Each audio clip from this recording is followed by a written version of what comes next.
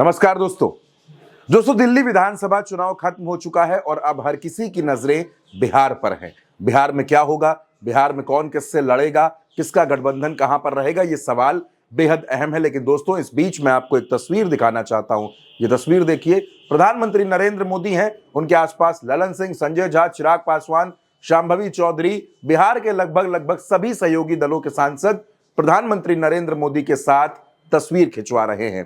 ये बजट सत्र के दरमियान की तस्वीर है। इसको चिराग पासवान ने भी पोस्ट किया है और तमाम सहयोगी दलों के नेताओं ने पोस्ट किया है। लेकिन जब इस तस्वीर को आप गौर से देखेंगे, थोड़ा सा जूम करके देखेंगे, देखने की कोशिश करेंगे, समझने की कोशिश करेंगे, तो आपको लगेगा, समझ आ जाएगा कि इस तस्वीर से एक बड़ा नेता गायब है। वो बड़ा नेता कौन है? वो है जीतन राम मांझी, बिहार के पूर्व मुख्यमंत्री और मौजूदा नरेंद्र मोदी सरकार में एमएसएमई मंत्रालय में केंद्रीय मंत्री जीतन राम मांझी। वही जीतन राम मांझी जो दिल्ली विधानसभा चुनाव में भारतीय जनता पार्टी से सीटें मांग रहे थे।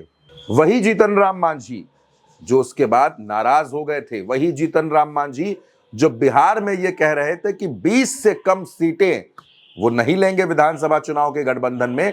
वो जीतन राम मांझी इस तस्वीर से गायब है। मुसहर जाति से आते हैं दोस्तों, 1.5 से 2% वोटर्स हैं मुसहर जाति के।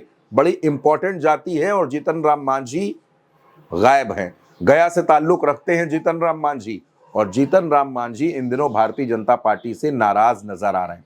आपको याद होगा दोस्तों, कुछ ही दिनों पहले माउंटेन मैन दशरथ मांझी के पुत्र भगीरथ मांझी कांग्रेस में शामिल हो गए। भारतीय जनता पार्टी को लगा कि उनके साथ जीतन राम मांझी हैं, कोई परेशानी नहीं है, कोई दिक्कत नहीं है। लेकिन अब जीतन राम मांझी ने ही झटका दे दिया है। जीतन राम मांझी बिहार में एनडीए से नाराज बताए जा रहे हैं। कहा यह जा रहा है बिहार में कि जीतन राम मांझी जितनी सीटें मांग रहे थे, भारतीय जनता पार्टी उनको उतनी सीटें देने के लिए तैयार नहीं थी और इसी वजह से जीतन राम मांझी आजकल कुछ अनमने से हो गए हैं। अब दोस्तों, आपके जहन में यह भी सवाल उठ रहा होगा कि हो सकता है जीतन राम मांझी पटना में हो, दिल्ली में ना हो। तो इसका भी जवाब आपको दे देता हूं, इस शंका का भी समाधान तुरंत कर देता हूं। ये तस्वीर देखिए, जीतन राम मांझी दिल्ली में अपने मंत्रालय में अपने केबिन में बैठे हैं और लोगों से मुलाकात कर रहे हैं, अधिकारियों के साथ मीटिंग कर रहे हैं। लेकिन प्रधानमंत्री मोदी के साथ तस्वीर खिंचवाने के लिए, उनसे मिलने के लिए जीतन राम मांझी नहीं गए। मांझी ने यह बता दिया है कि वो नाराज है और अगर उनको ना मनाया गया तो पशुपति पारस की तरह जीतन राम मांझी भी एनडीए का साथ छोड़ सकते हैं। दोस्तों, पशुपति पारस आपको पता है बिहार में एनडीए का साथ छोड़ चुके हैं और इन दिनों उनके महागठबंधन में जाने की खबरें भी बहुत तेज चल रही हैं।